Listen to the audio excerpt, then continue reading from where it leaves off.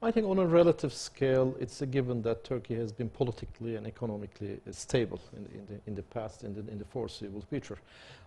I think in the neighboring geography, you're looking at places like Europe, very developed markets, very predictable markets, but the growth rates are not there. It will probably take a few years until Europe recovers.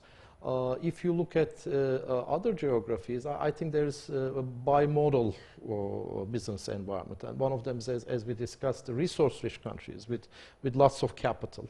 And for them, Turkey is an interesting investment environment. Especially, I see increasing interest in infrastructure assets because they're more predictable investments with known annuities. So there's more going on there. And I think with the so-called Arab Spring and the transformation in the region, we sense that there are more and more Middle Eastern capital, sovereign wealth funds, and similar type of investors looking into Turkey.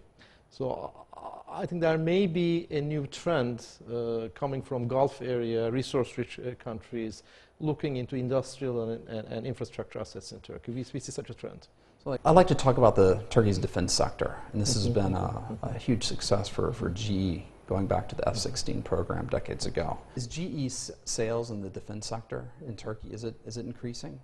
I mean, look, we are in aviation business. We make aircraft engines, and most of the Turkish platforms are GE powered. We are very competitive in that market.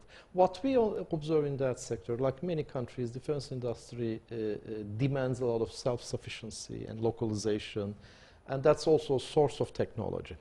If you look at the last 20-25 years of defense, how defense industry transformed in Turkey, I think the government, primarily SSM, the Undersecretary for Defense Industries, have successfully linked the defense purchases to building a local industry and through industrial cooperation programs. And what I observe, it has paid off for the benefit of Turkey.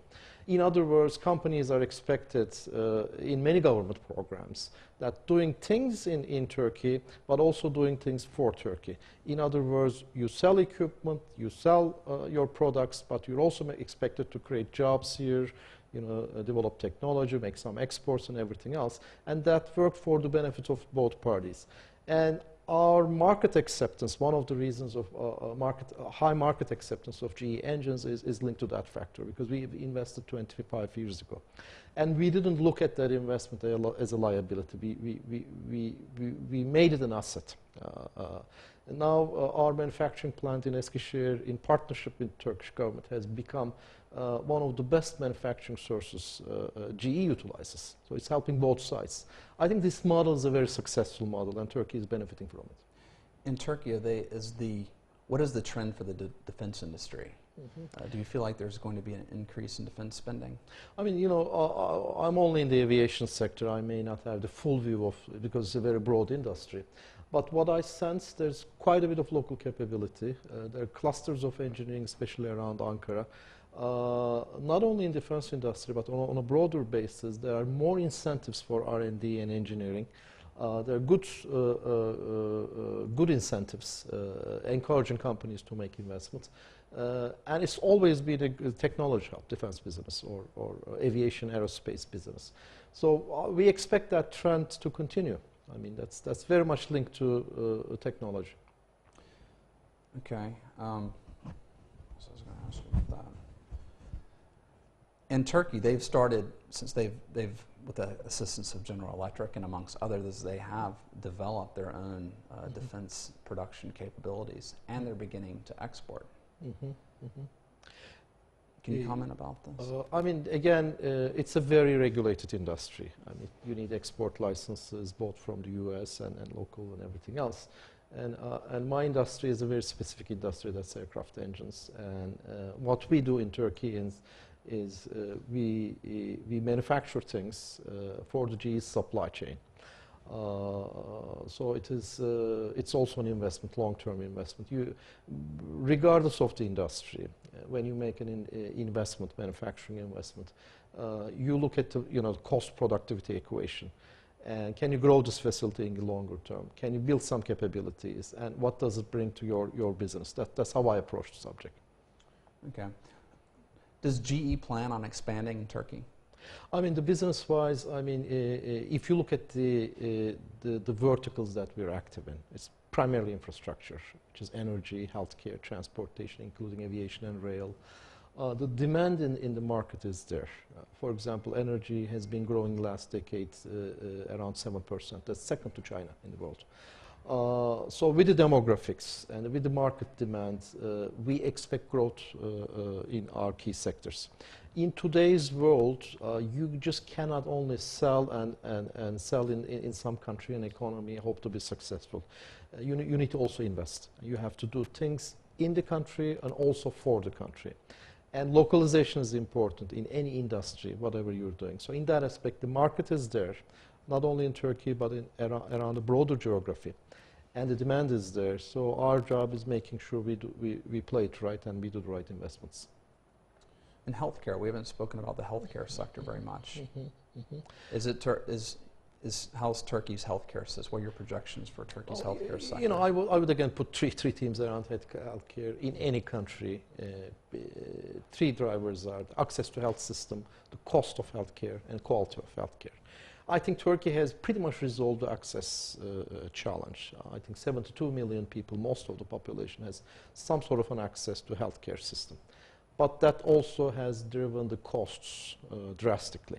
So there's a challenge to reduce the cost of healthcare to the system and also improve the quality of healthcare delivery. And that's only possible through technology, some new technologies, not only in diagnostics and everything else, but in applying the right IT and other things.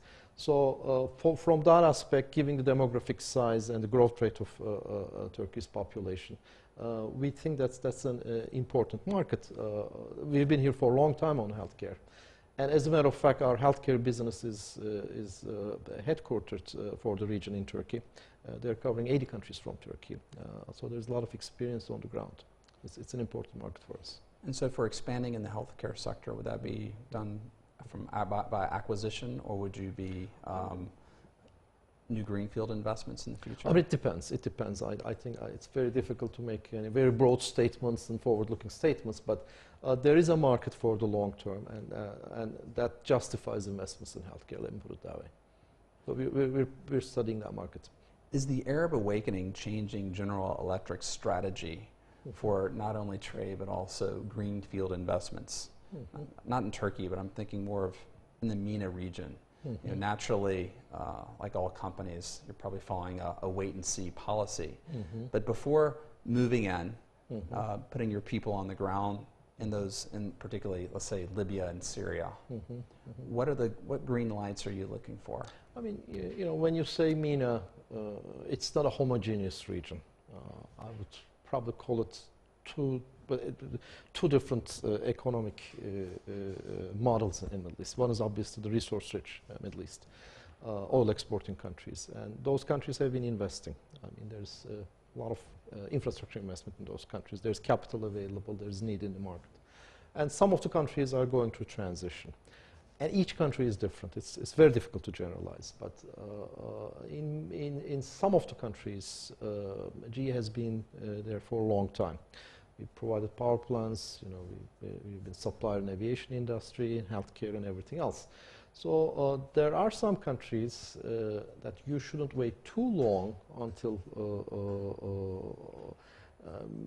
In some countries, I think you should be there now,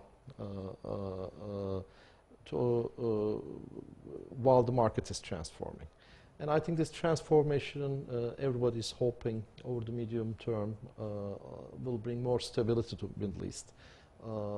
And I think every government in the region, in the world, understands that to keep the people happy, you need to bring some life standards. You need to bring water, you need to produce electricity, you need to have a healthcare system and everything else. So that's, in the medium term, will probably bring a new opportunity, a new sets of opportunities in the infrastructure business. That's how I look at the Middle East. Okay. That's how I look at it. Kürşad Özkan, CEO of General Electric, Turkey, thank you very much for being with us. Thank you. It's been a pleasure. For centuries, the Silk Road stretched 4,000 miles to China, with its westernmost land route ending in present-day Turkey. Today, Turkey resumes the role of gateway between East and West and not just as a corridor country, but a major manufacturing and operations center, accessible to rich markets in all directions. The presence of global majors such as GE and entry of others gives testimony to Turkey's importance to economic growth in the Corridor 39 belt. That concludes this week's episode of Corridor 39. See you next week.